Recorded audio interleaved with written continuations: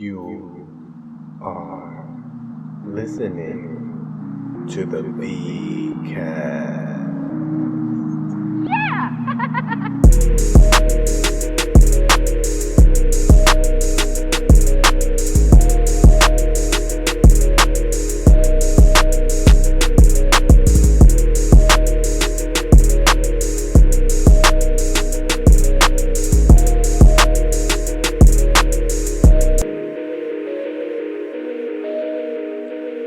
Good morning to you, my VCast family. It's your cousin Vic. Another episode of the VCast is here today, the 31st of January. The 31st of January is such a special day for me every year now, because the 31st of January signifies the day before my annual social media break. Cheers. I'm just going to take a sip of this water while the crowd applauses. I feel I should be applauded. I'm getting off of social media. I'm taking a break. I'm showing willpower and discipline. Two things that I only consistently show every February. The social media break was started because I was losing my mind. And I needed to unplug.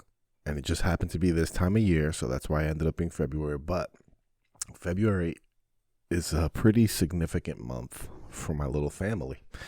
Just because February has so many dates that are important, that are significant, that are memories. February 14th is my father's birthday, Valentine's Day.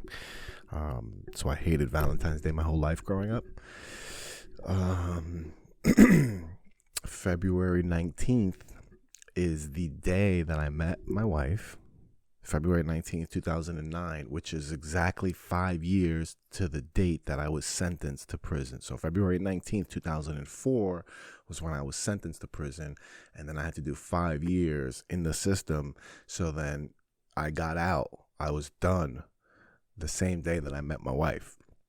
The same day I met my wife was my last day in the system. So that was pretty significant. Also, the first day I got sentenced, pretty significant.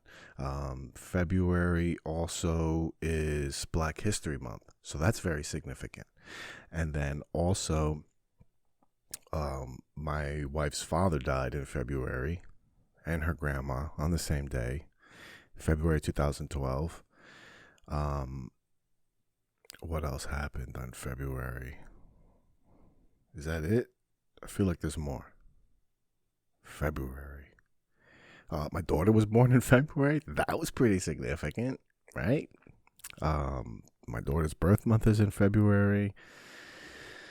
So February, Groundhog's Day is in February. That's pretty fucking significant too. All right, February is a significant month for us. So it just happens to be coincidental that my social media break happened to land in that month. February is also the month I started comedy for the first time. Back in 2018. So I'm coming up on 3 years in comedy. February was the first year I did a podcast. Back with the Survival Guide boys. Can't wait to have them on this podcast soon. So February is a pretty significant month, and it is going to be another significant month because obviously we got the new place going. February 1st is when the lease begins. So here's another significant moment in our history. So the social media break was so I wouldn't lose my mind. I was under a lot of stress. My cousin's husband had just committed suicide, and his suicide just made me see how close I was to the brink. What the brink is, everybody's brink is different. Whatever, there's no need to interpret what the brink is. You know what the brink is. I know what the brink is. All right. And I didn't realize how close I was emotionally and it just was the state of mind that I was in. And that's all part of the problems that have surfaced, today. This is just, I don't know if that doesn't make any sense. But the whole point is that the social media break was born out of desperation. And the first year I did the social media break, like I said, I got motivated. I was writing more jokes. I was writing a lot of premises down, and not being on social media just, I don't know how to describe it. Like, just not that scrolling and that constant ability to entertain yourself is like a pacifier. All right. Being able to be on social media is like a pacifier. It is a way to escape your own life. It's another form of escapism, just like watching TV, just like playing video games. Like, these are all forms of entertainment that I use to distract myself from the feelings that I feel, from the problems that I have, just like drinking alcohol, just like smoking weed, just like, there's so many different tools that we as people use to distract ourselves, to soothe ourselves, to make ourselves feel better, to escape this world, this fucking disgusting animalistic world that just wants to rip everything from you, and you're constantly fighting just to hold on to what you have, and I'm just talking about emotionally. I'm not even talking about financially, like, this is just a very hard place, and the pressures of life are very hard on everybody. Everybody has their own fucking problems. Everybody has their own things that they're going through, their own levels of going to the brink and what brings them there. And, it's very easy for us to look at other people's problems and be like, what are you fucking upset about? You don't know, but you don't know what people have been through. You don't know how much they've had to endure to the point where you're saying, why does that bother you? You know what I mean? Like, so being on social media for me is another form of escapism. So when I'm on that social media break, that's like taking the pacifier away. All right, now I have to deal with shit. Now I have to confront problems. I have more time to do more things. I'm way more productive when I'm off of social media, because that's less time. Like, when I look at my time consumption for, social media, and that, like, open up your freaking iPhone app, and your iPhone app is like, hey, asshole, do something else with me. All right. I'm a computer, and all you do is go on social media. Like, you can do so many things, and all I do is browse them titties on Instagram, or browse them titties on TikTok. And it's, it takes away from me creating, right? When I do the social media break, I blog every day. I just write these daily blogs about how I'm feeling, how the social media break is going. You can see them on vicisfunny.com. You can just click on the link by the little Asian girl on the bottom. She'll take you to the blog where all the entries are in. And I should write more blogs. Like, that should be my journaling. Or just writing about things. I should just write more.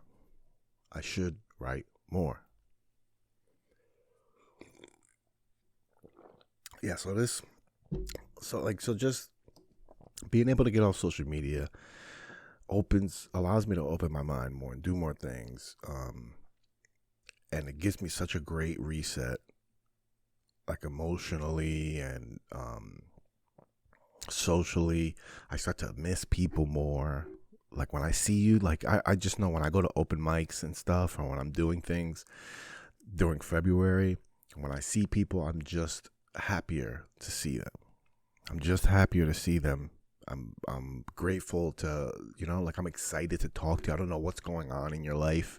I don't know that you've been complaining about your fucking car all week long, or that fucking bitch you work with, or, your fucking marriage and your relationships, or the subliminal messages that you constantly fucking post every day. I don't know any of that. I'm not in tune with that. So you see in your face, I'm genuinely happy. I want some sort of social connection. I don't have that when I don't have social media. My fucking back is itchy back, and I got the solution. Dun, dun, dun, and then the back scratcher. So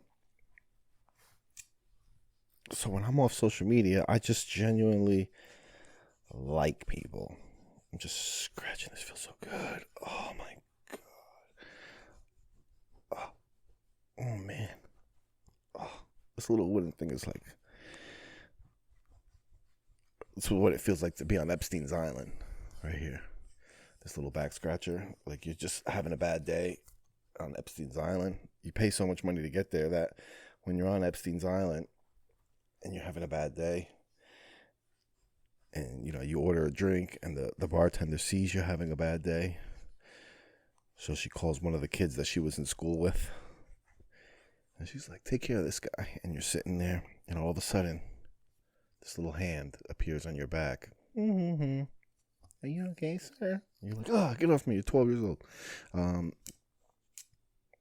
on. Let me just finish this. All right. That was rude of me. So, the social media break is coming tomorrow. I'm not going to be out. I just delete all the apps. I usually don't delete LinkedIn for work purposes. Because it advances my professional career and all that good stuff. No, last year I did get rid of LinkedIn because LinkedIn has become more social media-ly. So I got rid of LinkedIn. So tomorrow's first day of the new lease on live. This is it's been a real shitty process. I don't want to talk too much about it, to be honest with you. I don't mind being honest with you guys. I don't mind telling you guys the things I'm going through. But like I've said before, the things I talk about when it comes to my family don't only affect me. So I have to be mindful that other people don't want their business out there. And not even that they want their business out there. Like nobody's told me anything. This is just me being mindful, right? This is just me taking other people's situations into consideration. All right. My wife hasn't told like her immediate family what's going on yet. I have, because I'm a blabbermouth. I've told my side of the family. So I don't know. I don't know if anybody on her family watches my podcast or listens to my podcast. I would just hate that this is the way they found out. It's out here now. But like I said, I want to respect my wife's privacy.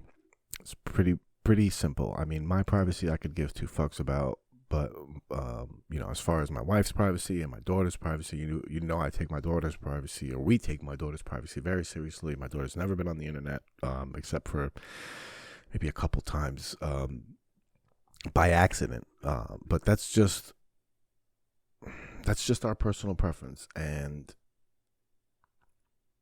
I know that preference extends to her. If you look at my wife's social media, if you know my wife, if you don't know my wife, you don't know her social media. But if you do know her social media, you'll see that she doesn't post anything at all. She's just there to observe. She's just there to watch you and how you interact with me. No, I don't know. But that, that's just the whole point. I don't, for me, if I just talk about my feelings and what I'm going through, this has been extremely difficult. Because on one hand, I'm very excited about the possibilities of being happy. All right. That's obviously the main goal. But I'm also devastated that we're in this position. And I'm starting to feel like maybe I don't I'm not made for this situation. Maybe the idea of marriage for me isn't the best option. Like, because if this thing doesn't work out with my wife, if me and my wife decide that we are not going to be together anymore, then I don't want to be with anyone else. I don't want another relationship. I don't want to pursue anyone. I don't want to be on dating apps. I don't want to find love. If things don't work out with my wife, I will be alone. But that's just me talking now. Who knows? Time changes minds. But I know for now, we're doing things the best we can. And one of the things I've been really dreading is talking to the kid about it. It's been devastating me. I even got lowered. Just don't even know if she's fucking sneaking around here somewhere. But just the idea of having to tell her that I'm leaving was crushing me, because me and my daughter are very close, and I know that it would devastate her. And that pulls on the heartstrings more than anything. I promised I wouldn't cry. So that part has been really, really weighing on me. But I talked to my brother. My brother's coming back up, and he gave me advice. He said that maybe we shouldn't tell her. Maybe we should do like a transition thing. So, that's what we're doing. We're going to do a transition thing. There doesn't need to be a conversation where we tell her anything. It's just we have another place, and we'll be going back and forth. And, I'm not in a situation. I'm in a great situation where, we're not, me and my wife are still partners. We're still best friends. We're still, family. And we don't have any animosity towards each other. So we're able to provide such a nurturing and caring environment for this transition to happen, that even though it sucks that it does have to happen, it is happening in the healthiest way possible. So that's that. I don't really want to get too much into it, guys, because I rather try to be funny. And this shit really brings me down. So I feel like the fucking social media break is coming at a really, really good time. I'm not going to be able to distract my feelings as much. I'm going to be able to write about it a lot more, because I'm going to still be doing my daily blog for the social media break, so I can post that in March. And I don't know, man. That fucking really brought me down. It's just hard, man. Doing these podcasts, and the prep that I do, the very little prep that I do before these episodes, is usually just writing down things I want to talk about, topics, things I want to cover about how I'm feeling, and things I'm going through, and just try to share these things. And I get on this mic, and I want to be consistent so I can get better at this, right? Because I like doing this. I really, really, really love podcasting. I love sitting here talking. I like doing these alone. I like them even better with guests and having conversations. But doing these alone, I'm able to get these feelings and these thoughts off of my head.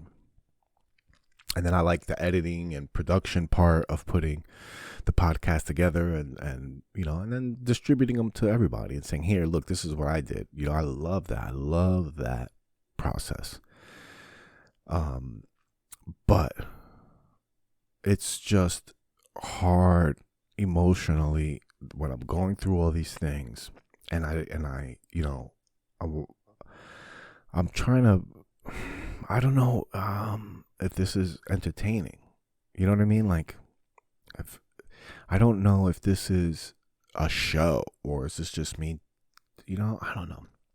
I'm just trying to do something else so I can give you guys something that you can appreciate and you can love, and you can want, and we can grow a community around. And I'm just trying to create an experience. Maybe.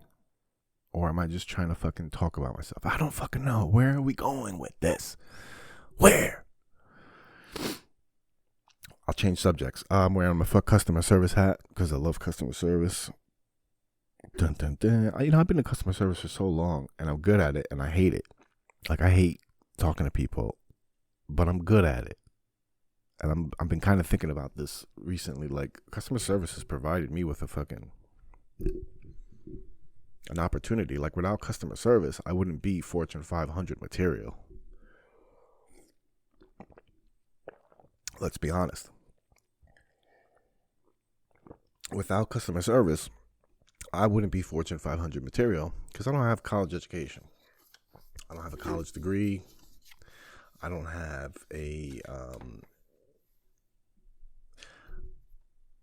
a diploma from a university. I don't have any special skills. I'm just personable. And that happens to work well in customer service. And customer service has always been a good entry level job for me. That was just a total subject change for no reason. I don't know what to talk about. My brother's around. My brother gets on my nerves. My brother's exactly like me. So picture that. Fuck, man. These feelings really fucking tanked this episode. Really fucking tanked it. Because I'm like, this is something I've been thinking about and upset about for so long. And like, sometimes I wake up here and I'm just writing and fucking crying. And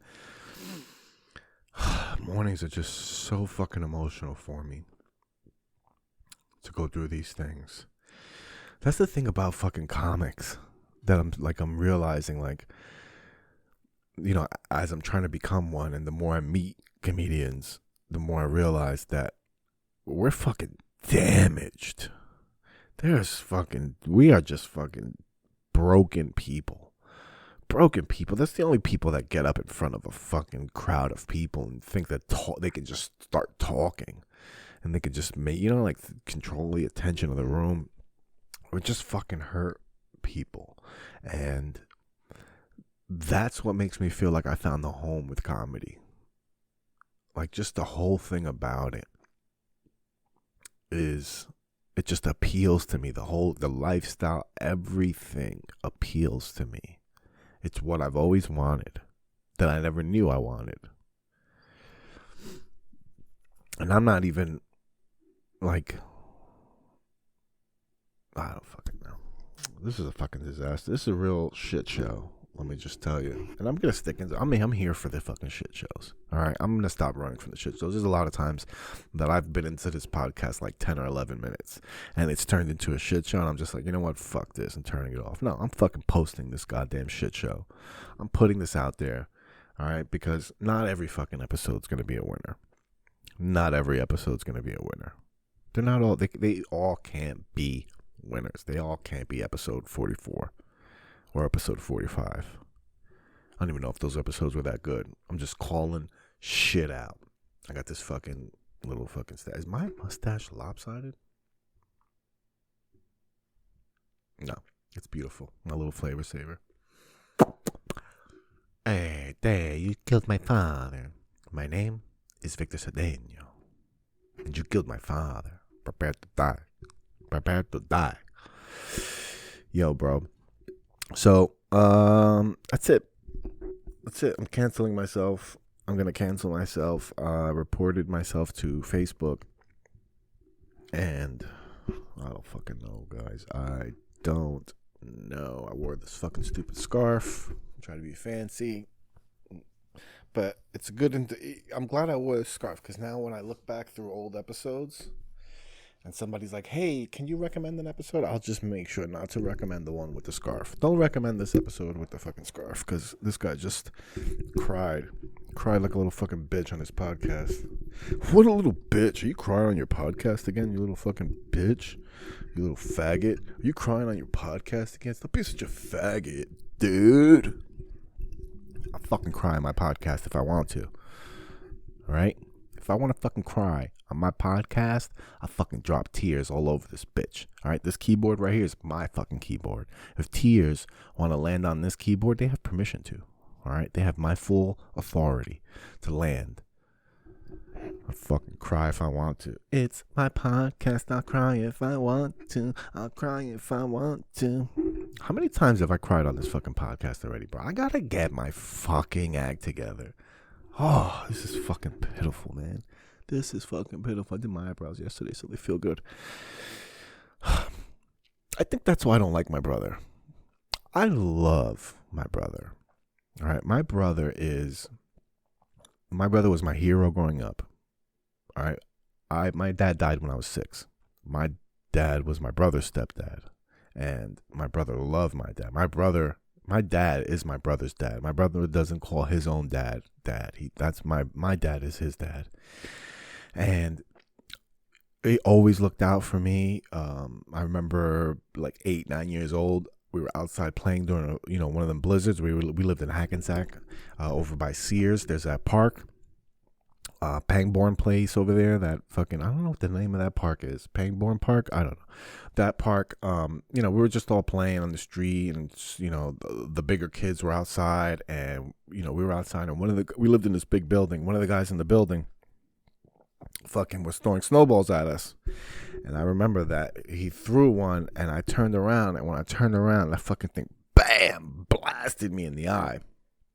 Right in the face, bro. It fucking hurt. I started crying. I ran upstairs and told my brother. My brother went outside and beat the guy up, right? That was my brother. My brother's 17 years older than me. I'm almost positive. Like 16, 17. He's 50, 38. Maybe my math is wrong. Like maybe he's 12 years old. 12, 13 years older than me, right? So he always comes to my back. And Karlstad, my downstairs neighbor, older guy, he was like 17 and I was 11, and he was picking on me, had me in a headlock outside, and just, did one of those fucking headlocks there, and he held it until I started crying, and he just being a fucking dick, picking on me, right? Fucking poor little spit kid. All the fucking, Italians were picking on me. So anyway, he had me in front of his friends, and he thought it was fucking cool, and I started crying. I went inside.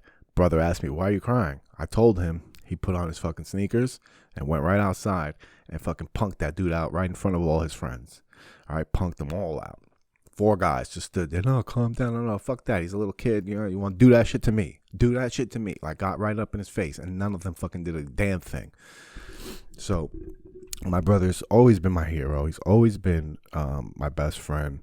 And I still can't stand him. And the reason I can't stand him is because he is like me. And everything I can't stand in him is what I can't stand in me.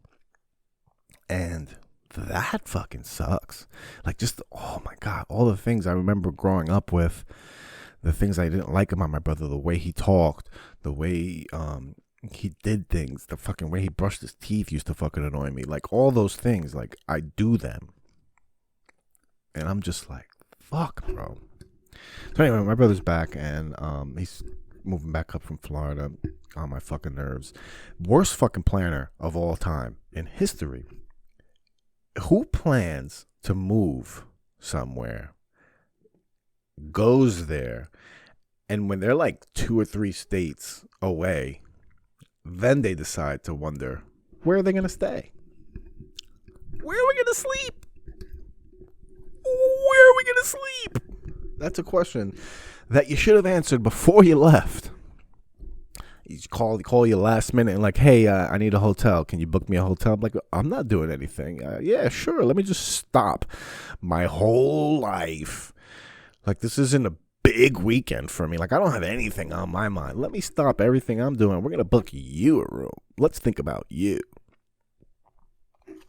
Let's think about you." It's fucking amazing. Fucking prick. Nah, my brother's crazy relationship. My brother's a barber. Always cut my hair. I was just, like barbers get those dummies.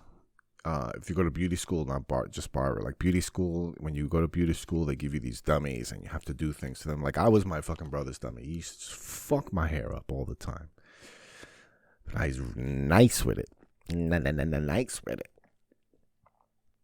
I actually pulled this through. I'm pretty proud that I got to 30 minutes here into this episode. 30 minutes in. I mean, 12 minutes in, I was like, I'm running out of things to talk about here. I'm getting emotional. I don't want to talk about my fucking disintegrating marriage anymore. I want to talk about making fun of my family. Making fun of my family. What else is going on in this world? In this world, coronavirus is going away. Because Joe Biden is president now. Joe Biden, riding with Biden. I'm riding with Biden. I told you, I'm changed over, bro. I don't believe in conspiracies no more. It's over. It's it. Official story for me. Biden 2020. It's on my bumper sticker. Don't silence me. I represent. Wear 2 masks, baby. Wear 3 masks. If you're only wearing 2 masks, you're just fucking not even, you don't even care enough. You don't even care enough. Wear 3. If I see you wearing 2 masks, I'm like, you don't care. You don't care, bro. 2 masks? If 2 masks are effective, why not 4? Just throw 4 on there. Let's just fucking wear saran wrap around our face. Saran wrap has to keep corona out. I got nothing to plug. I got nothing going on. Taking a month off of social media. You will not see me on there. I will not be responding to messages or DMs or anything like that. So please call me. If you don't have my number, and we don't really need to talk, do we? Or you can find my number for somebody else. All right? You just give it away, and then my phone will ring, and we can talk. But I'm going to be off of social media for 60 days. No, 30 days. 28 days. Easy breezy. Cover girl. We will get this done. 28 days of bliss. That's it. Check out the website, vicisfunny.com. I didn't do no sponsor ad reads, but NJNY pool tables. Stop that. 18 pool tables. NJNY pooltableservice.com. 18 pool tables, number one business in the world. All right, that's the best business. But I don't know if they're the best business, but they're the best in billiards. Action, all of the time. All right, 18 pool tables, NJNY pooltableservice.com. Tell them your boy Vic sent you for a discount. All right, I hope you guys have a fantastic day. You'll be listening to this on Monday. It is Sunday. But remember, be true to you, 'cause you are you. Mwah. You're listening to my daddy of the Vic